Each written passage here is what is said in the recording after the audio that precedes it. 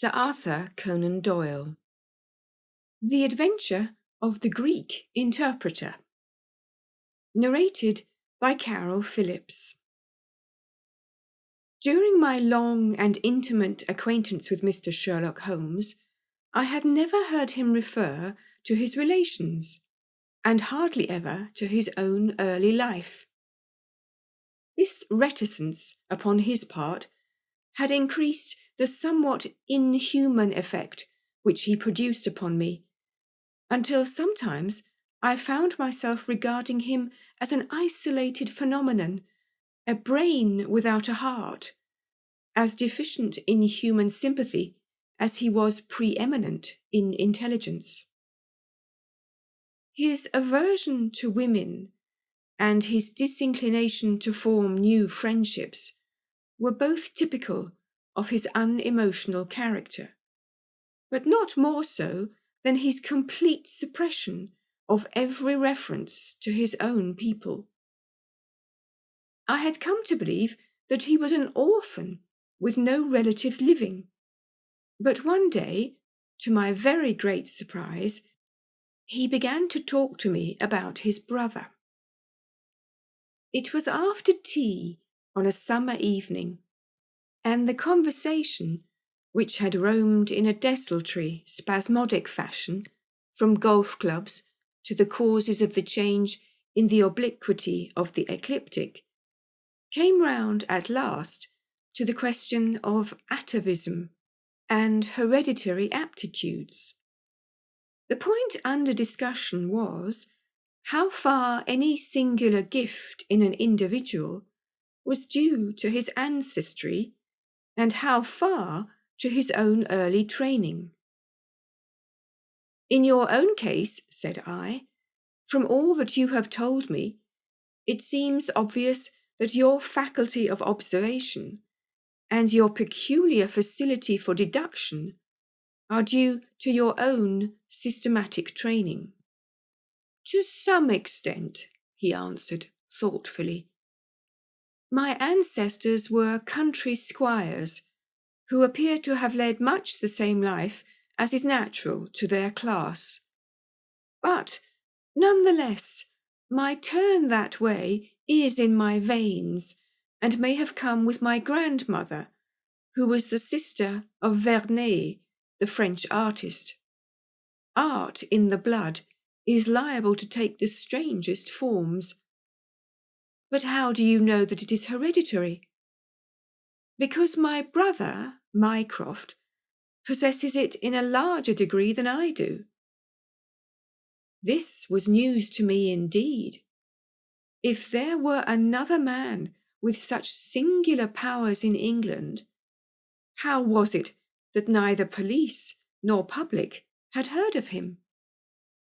I put the question with a hint that it was my companion's modesty which made him acknowledge his brother as his superior. Holmes laughed at my suggestion. My dear Watson, said he, I cannot agree with those who rank modesty among the virtues. To the logician, all things should be seen exactly as they are, and to underestimate oneself is as much a departure from truth as to exaggerate one's own powers.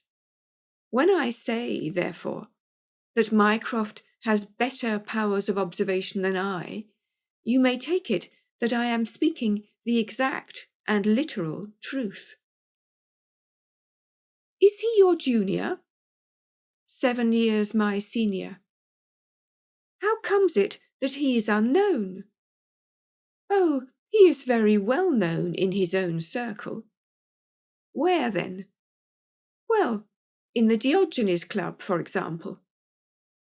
I had never heard of the institution, and my face must have proclaimed as much, for Sherlock Holmes pulled out his watch.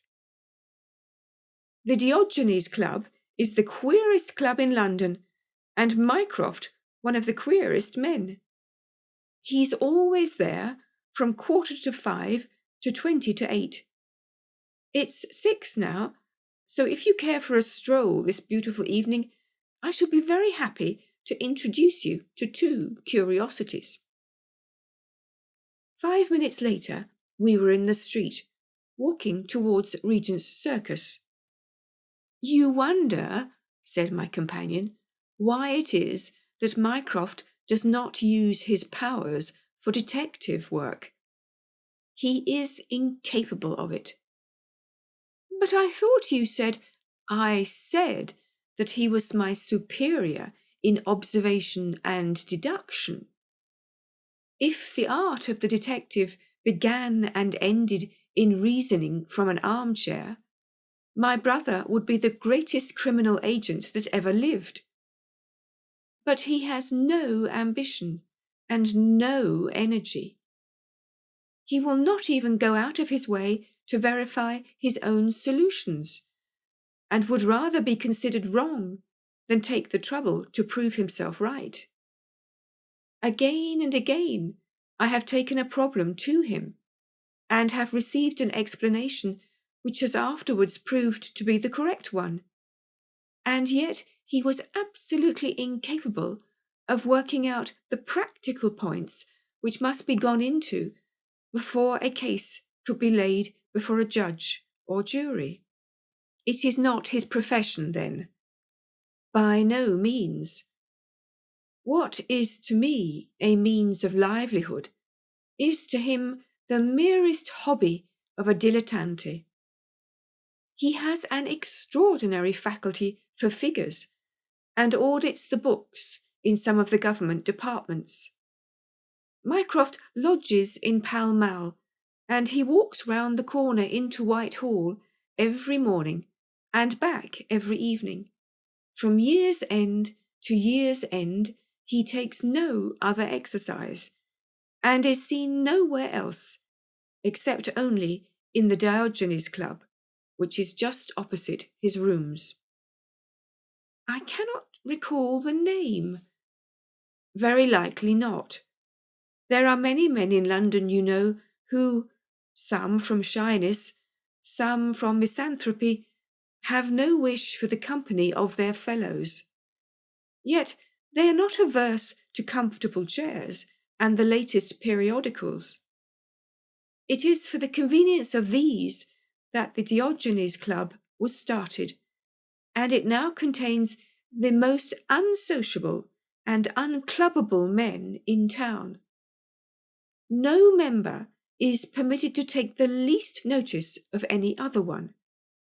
Save in the strangers' room, no talking is under any circumstances allowed, and 3 offences, if brought to the notice of the committee, render the talker liable to expulsion.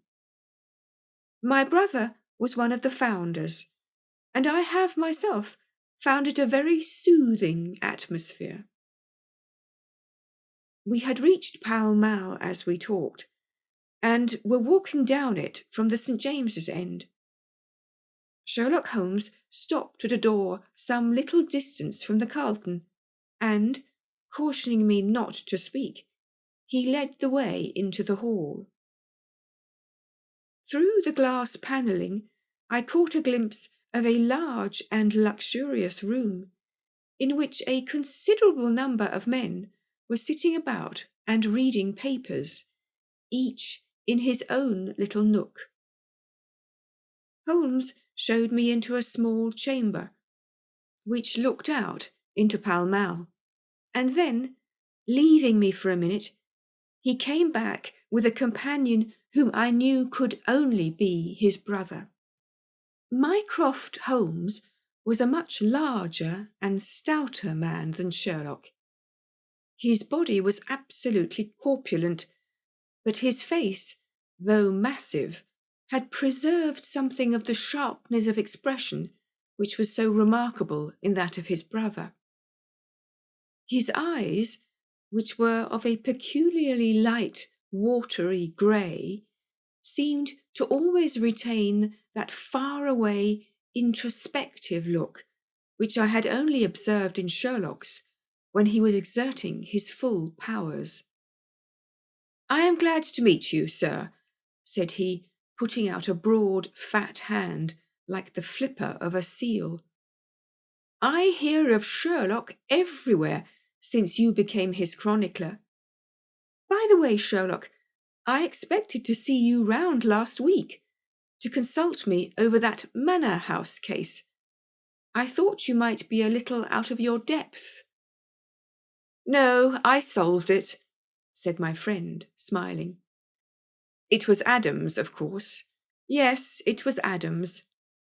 I was sure of it from the first. The two sat down together in the box window of the club.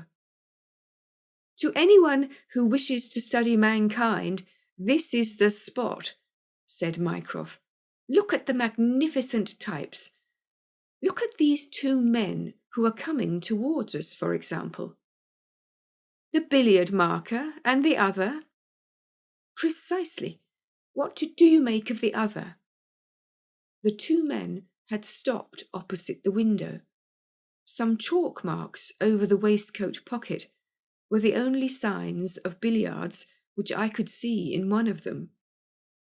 The other was a very small, dark fellow, with his hat pushed back and several packages under his arm.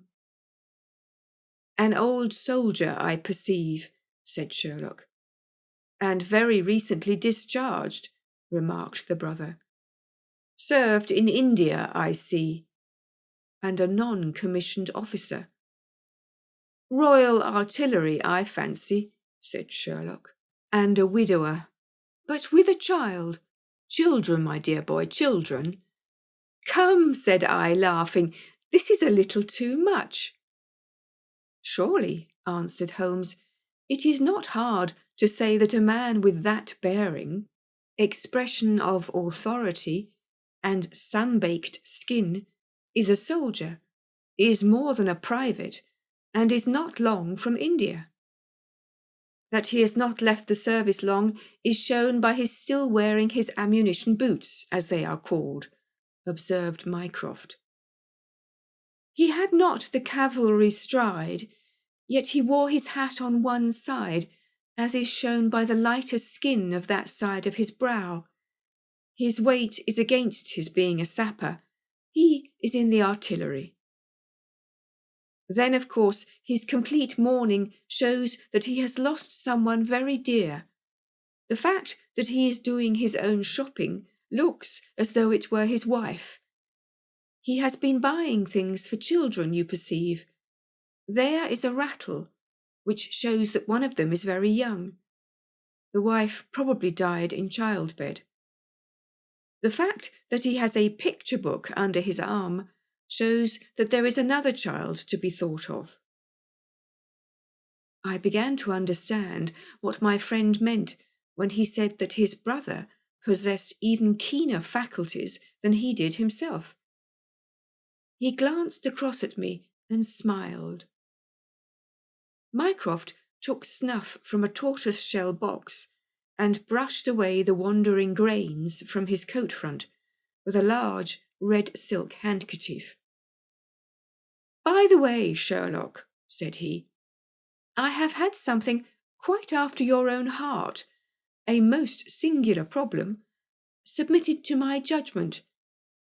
I really had not the energy to follow it up, save in a very incomplete fashion, but it gave me a basis for some pleasing speculation. If you would care to hear the facts. My dear Mycroft, I should be delighted. The brother scribbled a note upon a leaf of his pocket-book, and, ringing the bell, he handed it to the waiter. I have asked Mr. Melas to step across, said he. He lodges on the floor above me, and I have some slight acquaintance with him, which led him to come to me in his perplexity. Mr. Melas is a Greek by extraction, as I understand, and he is a remarkable linguist. He earns his living partly as interpreter in the law courts, and partly by acting as guide to any wealthy Orientals who may visit the Northumberland Avenue hotels. I think I will leave him to tell his very remarkable experience in his own fashion. A few minutes later, we were joined by a short, stout man whose olive face and coal-black hair proclaimed his southern origin, though his speech was that of an educated Englishman. He shook hands eagerly with Sherlock Holmes, and his dark eyes sparkled with pleasure when he understood that the specialist was anxious to hear his story. "I do not believe that the police credit me. On my word, I do not," said he in a wailing voice. "Just because they have never heard of it before, they think that such a thing cannot be. But I know that I shall never be easy in my mind until I know what has become of my poor man with the sticking plaster upon his face." "I am all attention," said Sherlock Holmes. "This is Wednesday evening," said Mr. Melas. "Well then, it was Monday night, only 2 days ago, you understand, that all this happened. I am an interpreter, as perhaps my neighbour there has told you. I interpret all languages, or nearly all, but as I am a Greek by birth, and with a Grecian name, it is with that particular tongue that I am principally associated.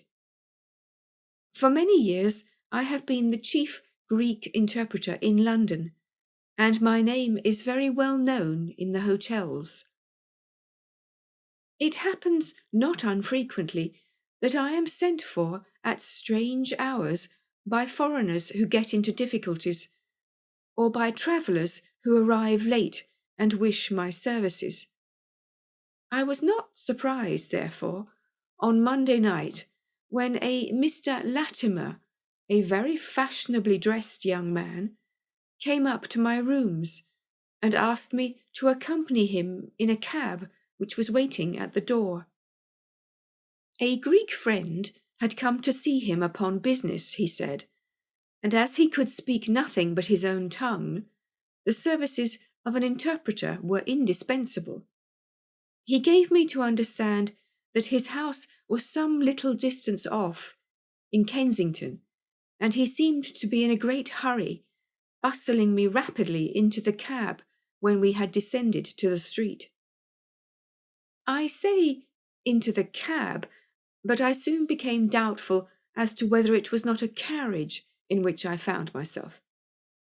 It was certainly more roomy than the ordinary four-wheeled disgrace to London, and the fittings, though frayed, were of rich quality. Mr. Latimer seated himself opposite to me, and we started off through Charing Cross and up the Shaftesbury Avenue.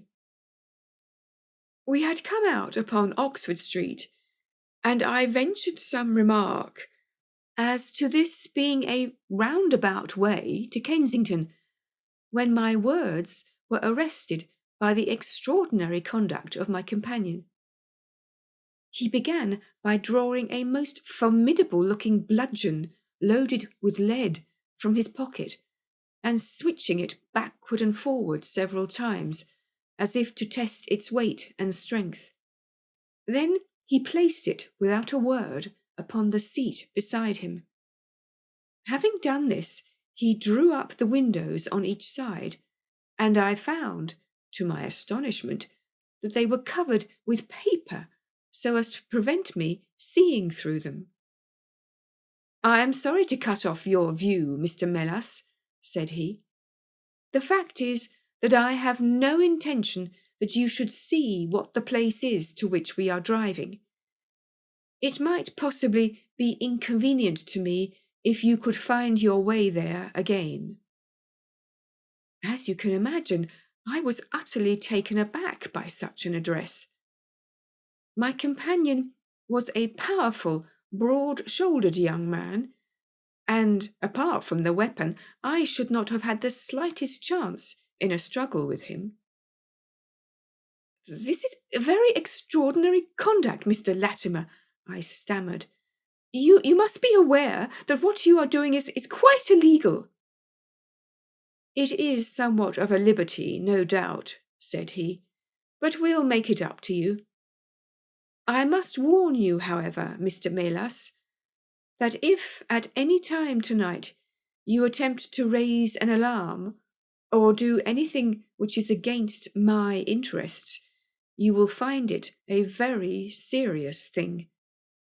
I beg you to remember that no one knows where you are, and that, whether you are in this carriage or in my house, you are equally in my power." His words were quiet, but he had a rasping way of saying them which was very menacing. I sat in silence, wondering what on earth could be his reason for kidnapping me in this extraordinary fashion. Whatever it might be, it was perfectly clear that there was no possible use in my resisting, and that I could only wait to see what might befall. For nearly 2 hours we drove without my having the least clue as to where we were going. Sometimes the rattle of the stones told of a paved causeway, and at others our smooth, silent course suggested asphalt.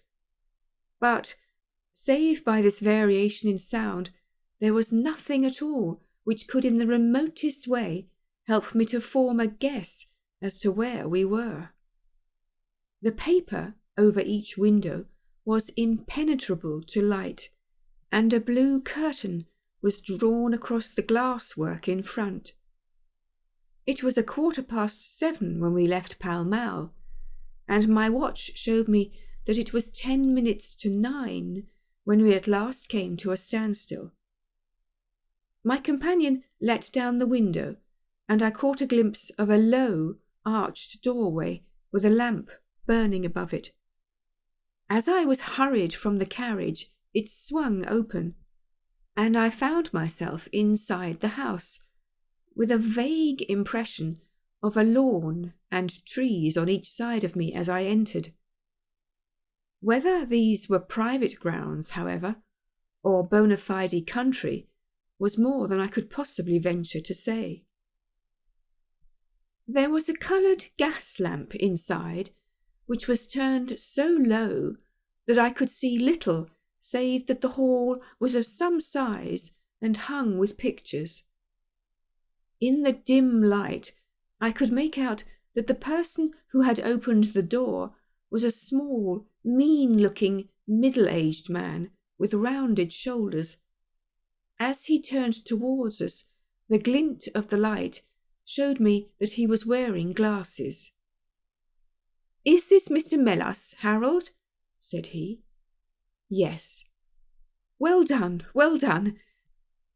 No ill will, Mr. Melas, I hope, but we could not get on without you. If you deal fair with us, you'll not regret it. But if you try any tricks, God help you."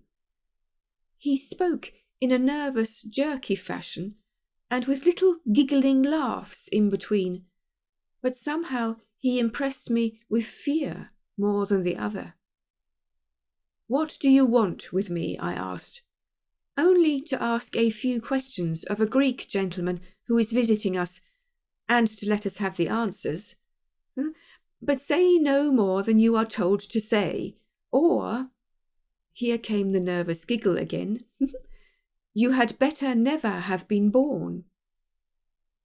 As he spoke, he opened a door and showed the way into a room which appeared to be very richly furnished, but again the only light was afforded by a single lamp half turned down.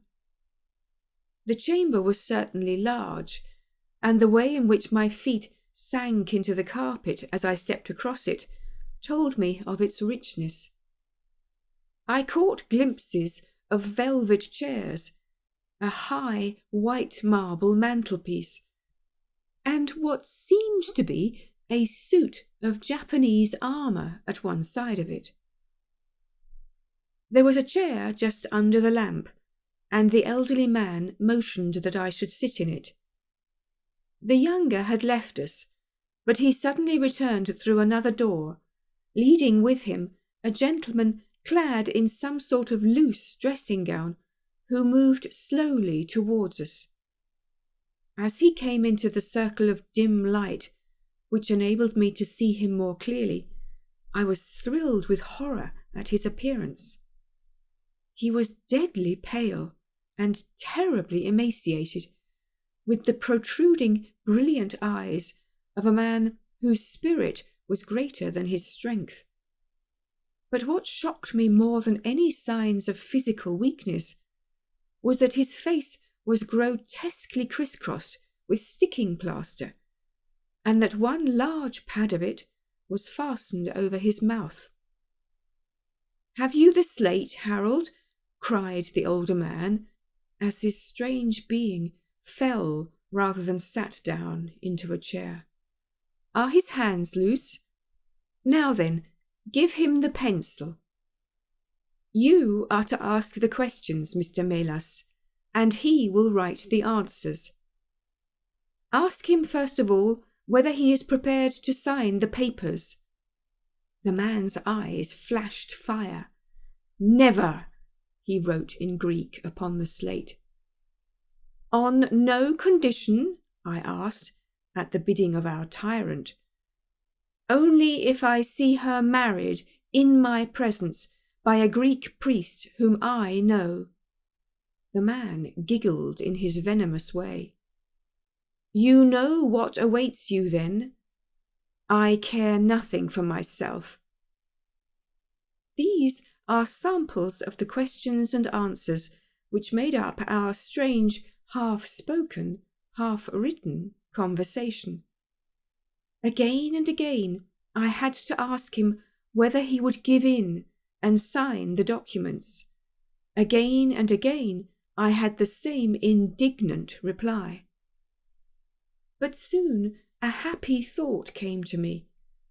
I took to adding on little sentences of my own to each question, innocent ones at first, to test whether either of our companions knew anything of the matter, and then, as I found that they showed no signs, I played a more dangerous game.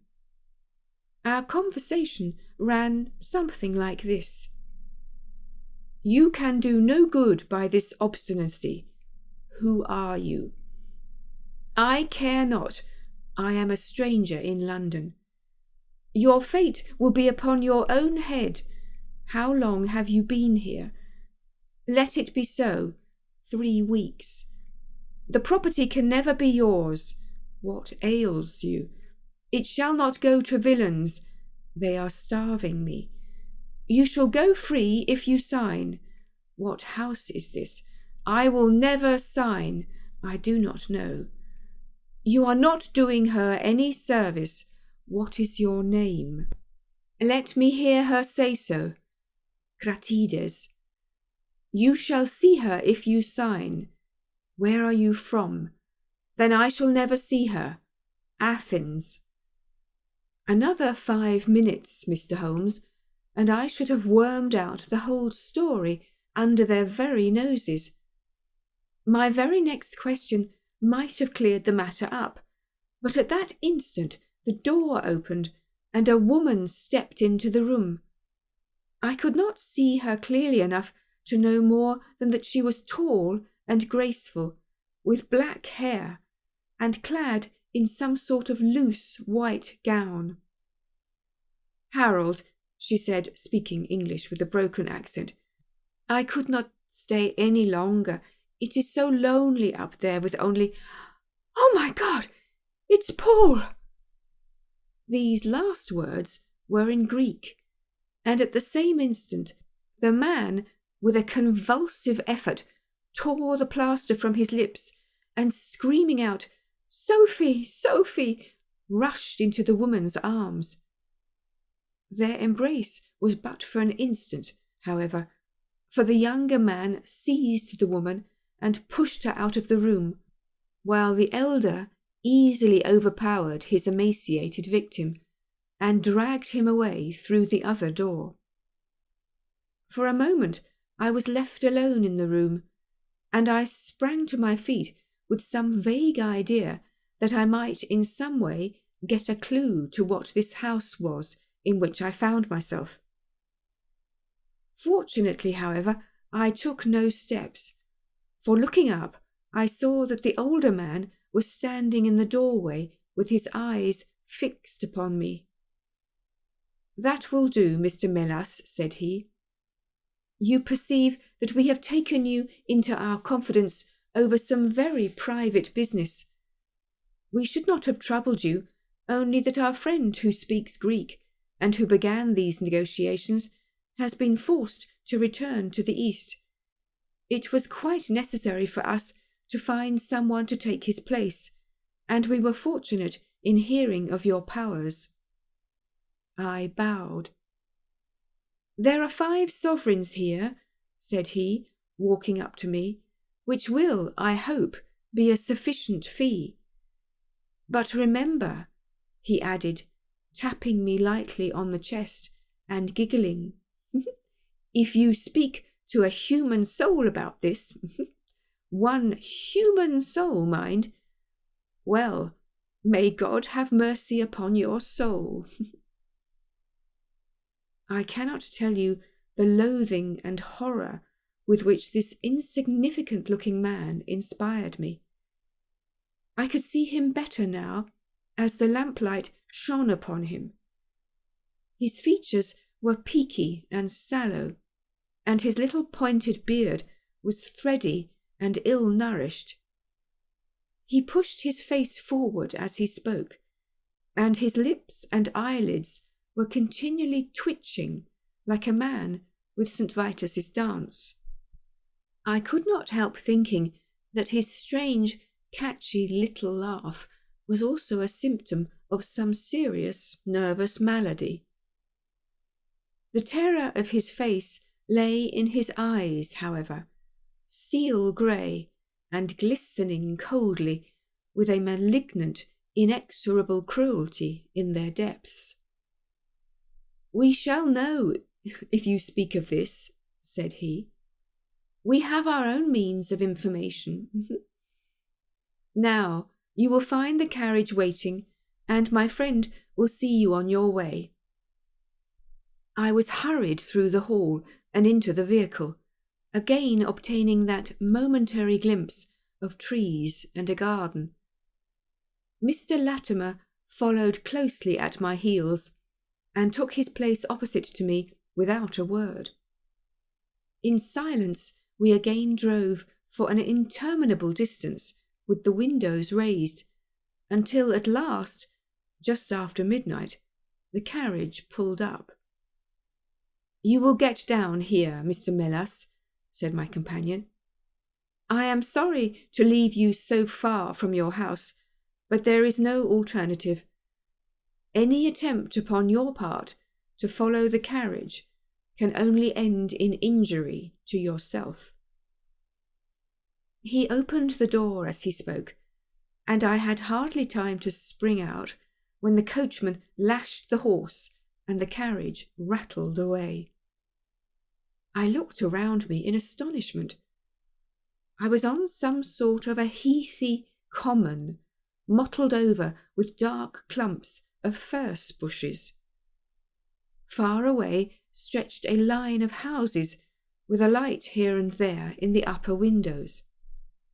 On the other side I saw the red signal lamps of a railway. The carriage which had brought me was already out of sight. I stood gazing round and wondering where on earth I might be, when I saw someone coming towards me in the darkness. As he came up to me, I made out that it was a railway porter. "Can you tell me what place this is?" I asked. "Wandsworth Common," said he. "Can I get a train into town?" "If you walk on a mile or so to Clapham Junction," said he, "you'll just be in time for the last to Victoria." So that was the end of my adventure, Mr. Holmes.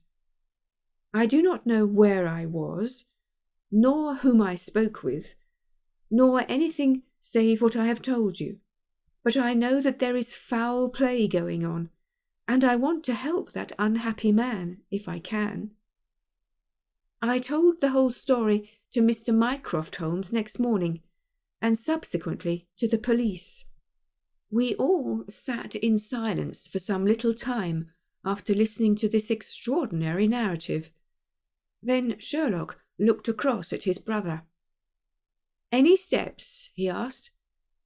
Mycroft picked up the Daily News, which was lying on the side table.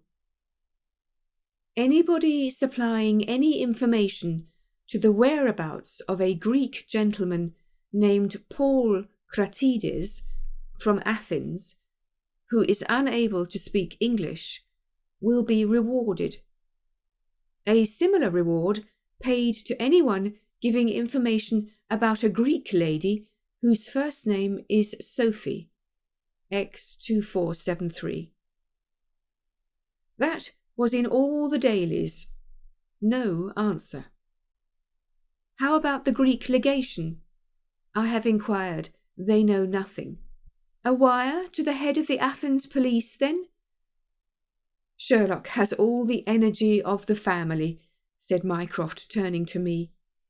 Well, you take the case up by all means, and let me know if you do any good. Certainly, answered my friend, rising from his chair. I'll let you know, and Mr. Melas also.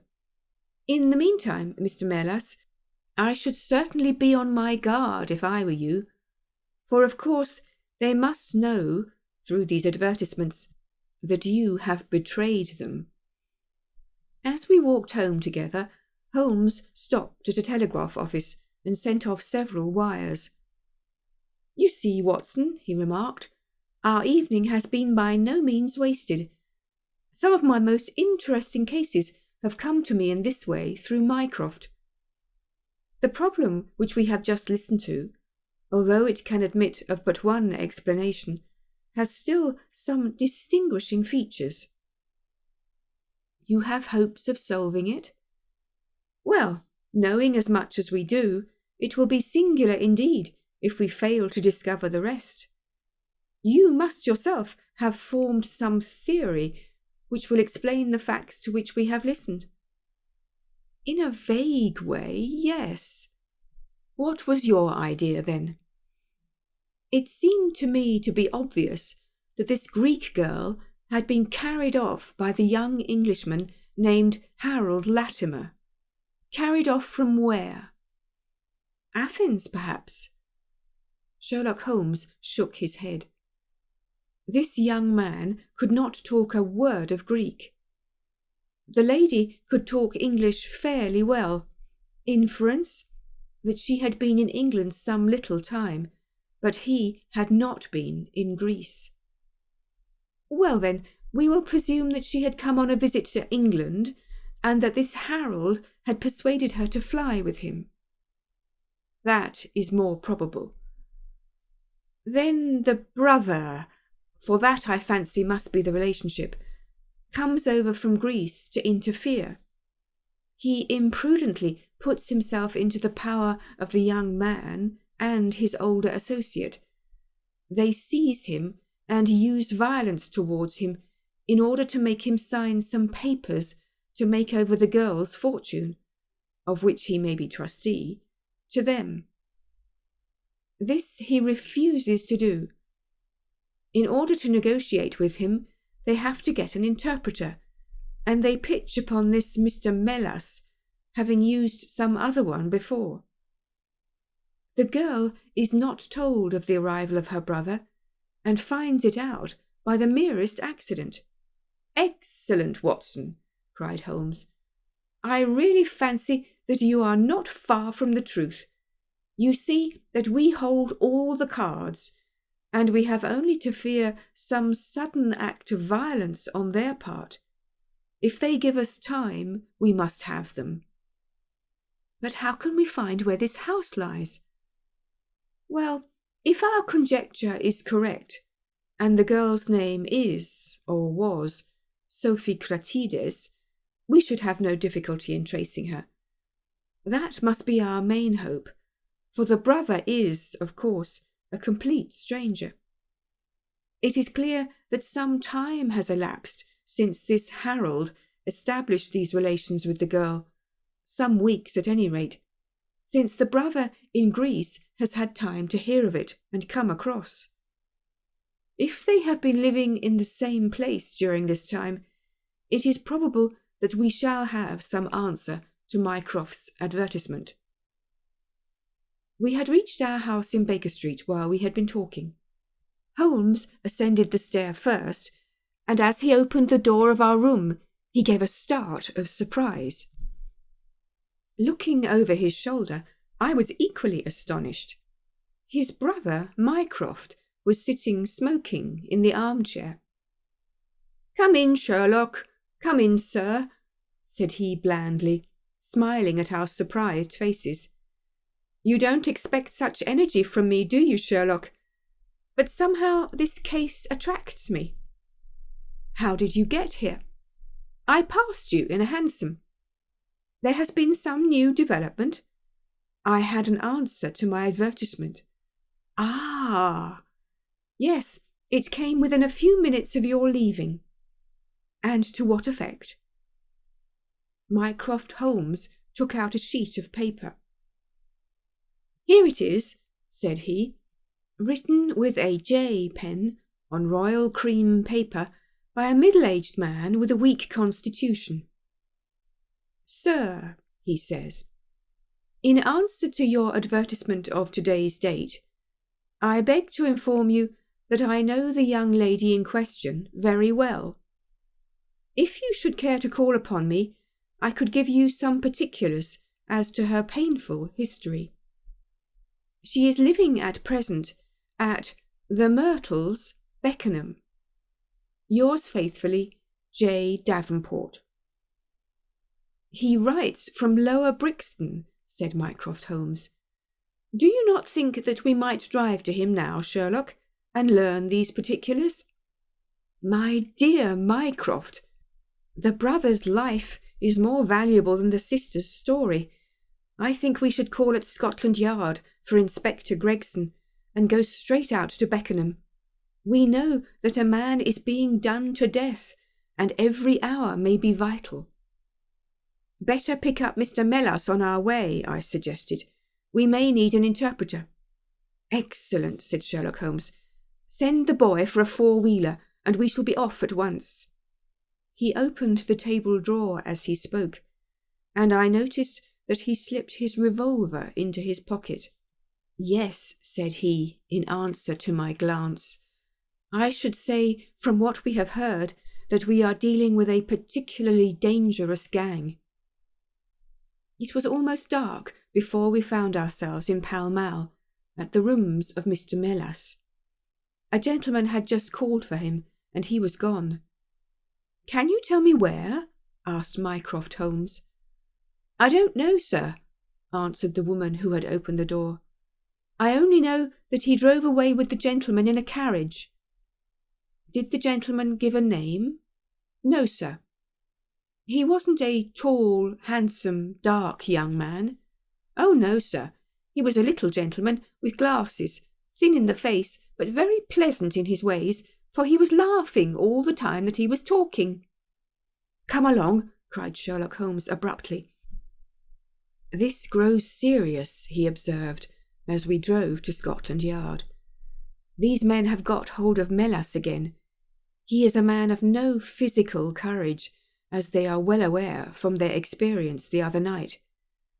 This villain was able to terrorize him the instant that he got into his presence. No doubt they want his professional services, but, having used him, they may be inclined to punish him for what they will regard as his treachery.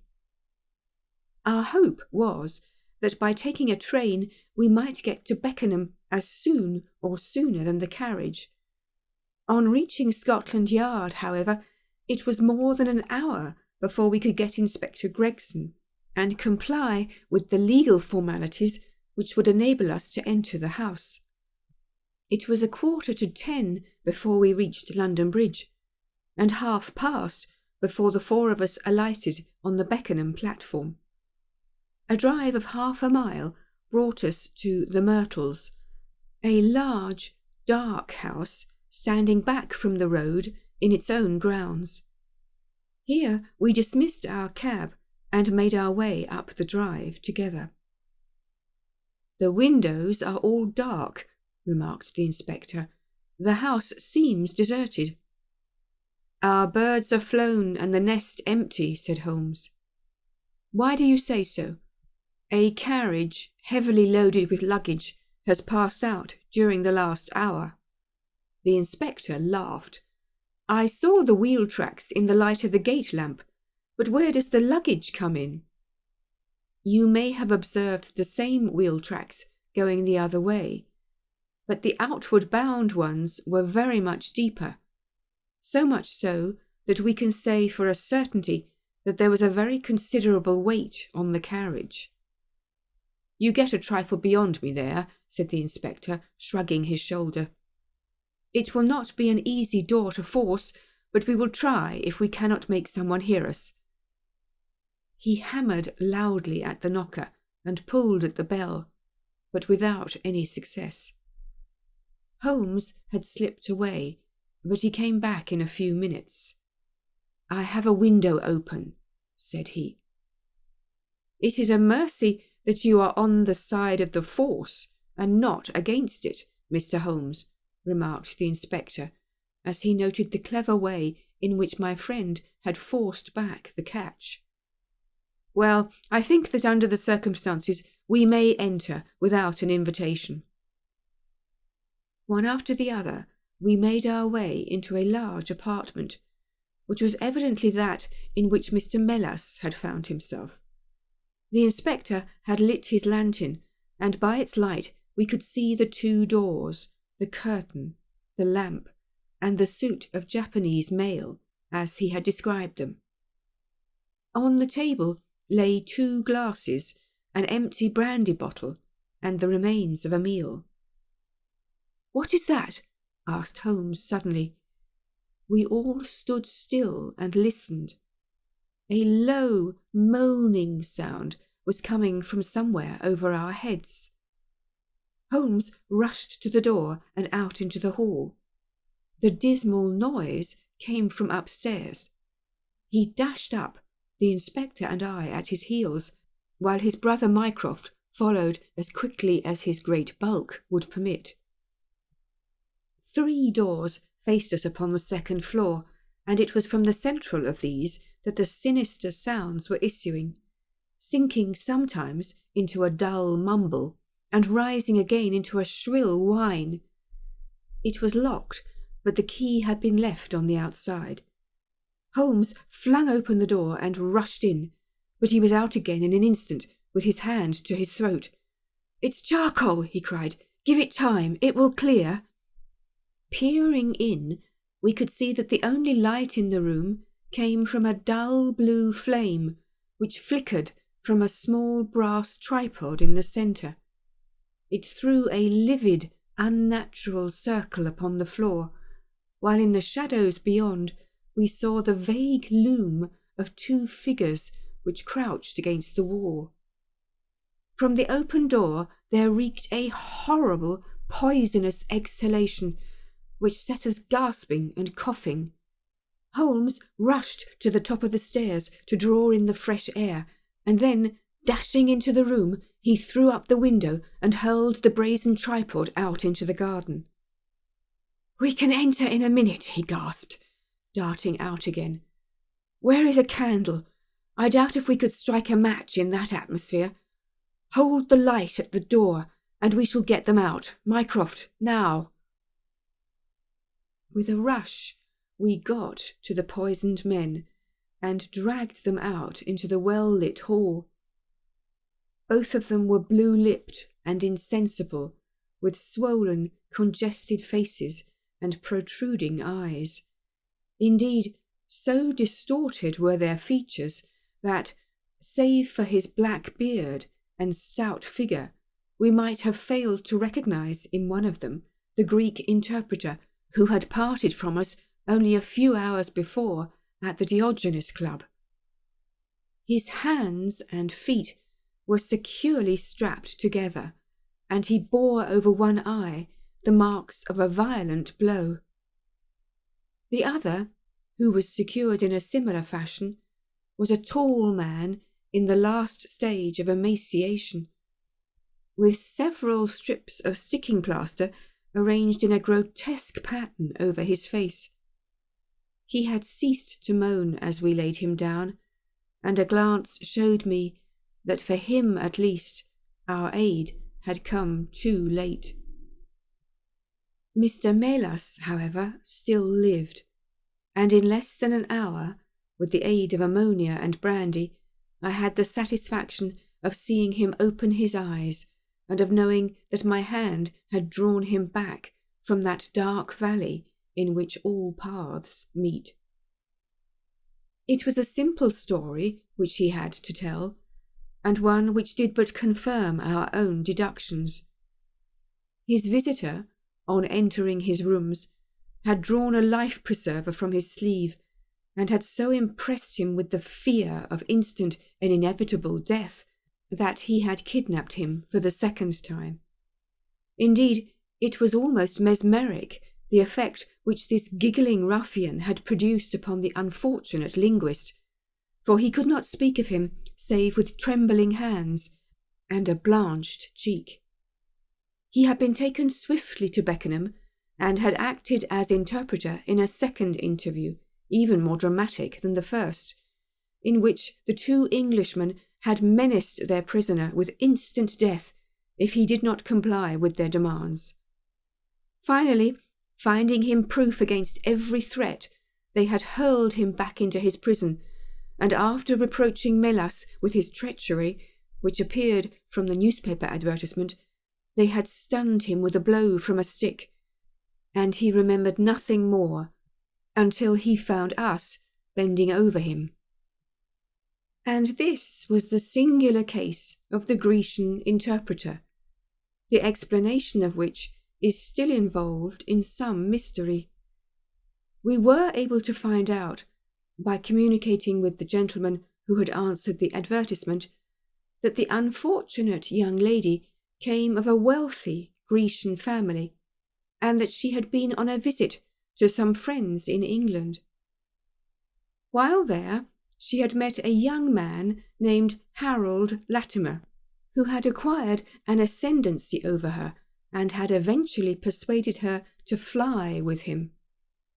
Her friends, shocked at the event, had contented themselves with informing her brother at Athens, and had then washed their hands of the matter.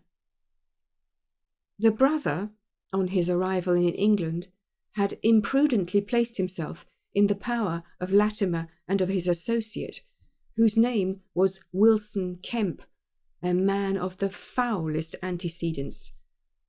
These two, finding that through his ignorance of the language he was helpless in their hands, had kept him a prisoner, and had endeavoured by cruelty and starvation to make him sign away his own and his sister's property. They had kept him in the house without the girl's knowledge, and the plaster over the face had been for the purpose of making recognition difficult in case she should ever catch a glimpse of him. Her feminine perception, however, had instantly seen through the disguise when, on the occasion of the interpreter's visit, she had seen him for the first time. The poor girl, however, was herself a prisoner, for there was no one about the house except the man who acted as coachman and his wife, both of whom were tools of the conspirators. Finding that their secret was out, and that their prisoner was not to be coerced, the two villains with the girl had fled away at a few hours' notice from the furnished house which they had hired, having first, as they thought, taken vengeance both upon the man who had defied and the one who had betrayed them. Months afterwards, a curious newspaper cutting reached us from Budapest. It told how two Englishmen, who had been travelling with a woman, had met with a tragic end. They had each been stabbed, it seems, and the Hungarian police were of the opinion that they had quarrelled and had inflicted mortal injuries upon each other. Holmes, however, is, I fancy, of a different way of thinking, and holds to this day that, if one could find the Grecian girl, one might learn how the wrongs of herself and her brother came to be avenged.